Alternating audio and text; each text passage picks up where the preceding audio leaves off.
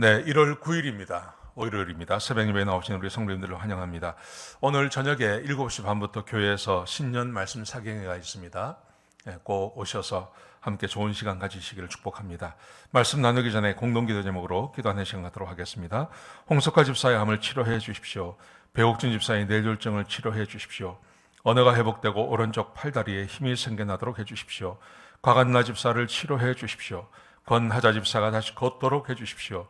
이승학 성도의 뇌종양 치료가 잘 되게 해 주십시오. 권현민 형제를 치료해 주십시오. 김에브라임 형제가 신장이식을 속히 받도록 해 주십시오. 김시희 집사의 뇌종양 치료가 잘 되게 해 주십시오. 김수진 집사의 항암 치료가 잘 되게 해 주십시오. 우한 폐렴으로부터 우리를 지켜 주십시오.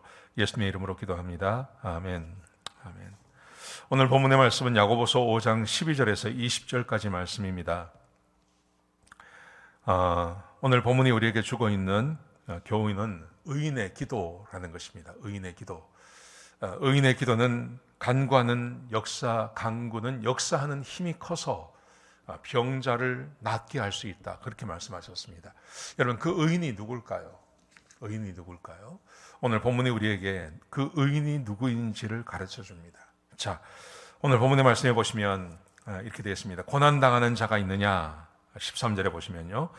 고난당하는 자가 있느냐? 기도하라. 그리고 즐거워하는 자가 있느냐? 찬송하라. 그렇죠?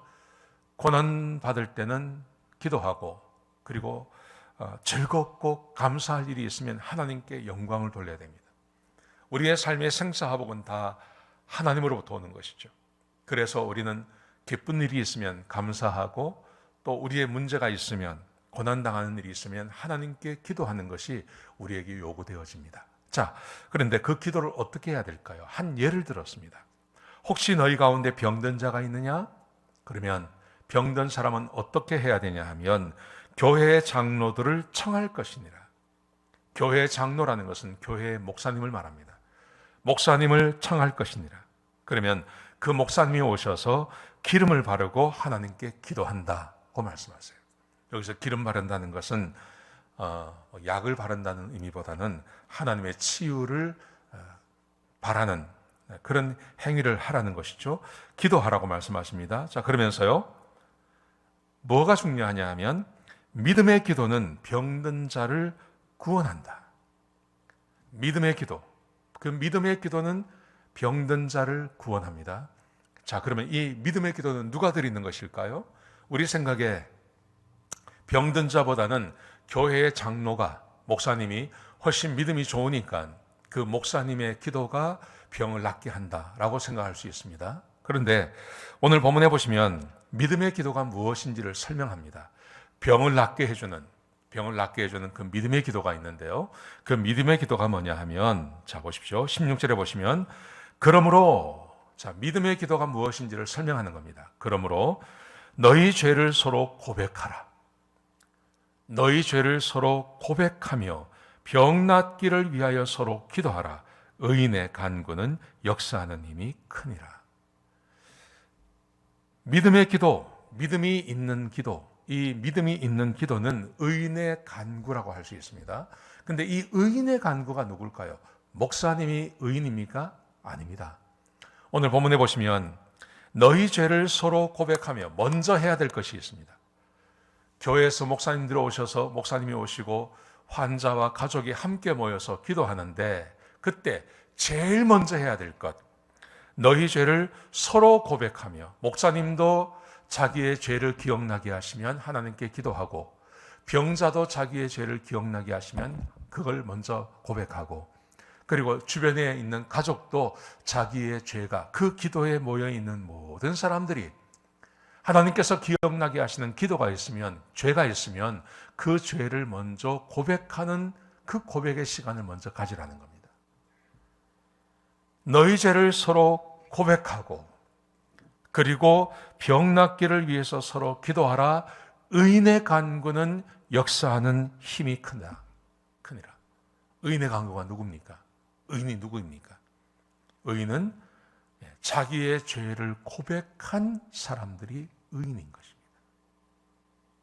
여러분, 예수님께서 이 땅에서 제자들을 만나서 마지막에 그 송만찬을 하실 때 잡히시기 전날 밤에 그때 제자들의 발을 씻겨드리죠.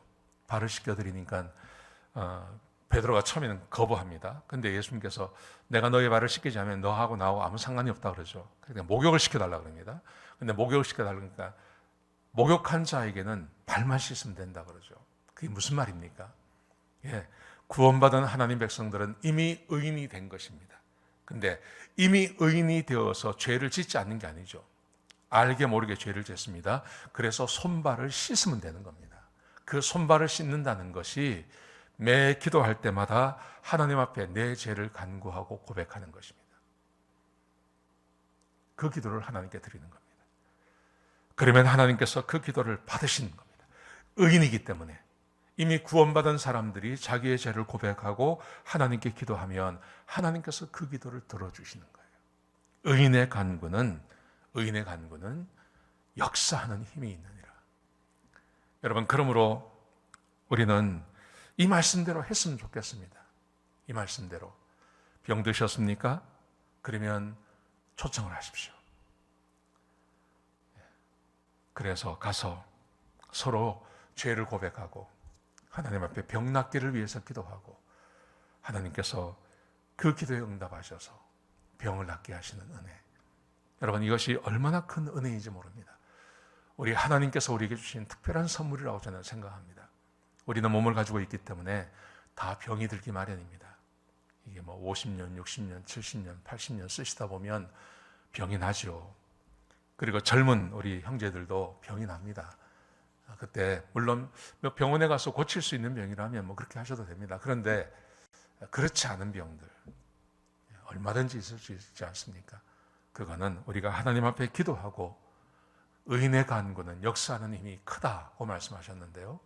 이 말씀대로 우리가 서로 기도하고 죄를 고백하고 하나님께서 우리의 죄를 사하신 다음에 의인의 간구, 그 의인의 간구를 하시는 우리 모든 성도님들이 되시기를 주의 이름으로 축복합니다. 기도하시겠습니다. 하나님, 귀한 말씀 주셔서 감사합니다. 의인의 간구는 역사하는 힘이 크다고 말씀하셨습니다. 우리가 어떤 병에 걸렸든지 하나님, 우리가 주님 앞에 가서 서로 죄를 고백하고 또 병 낫기를 위해서 기도하는 귀한 우리 성도님들 교회가 될 수 있도록 축복하여 주시옵소서. 주님 감사합니다. 예수님의 귀하신 이름으로 기도드렸습니다. 아멘.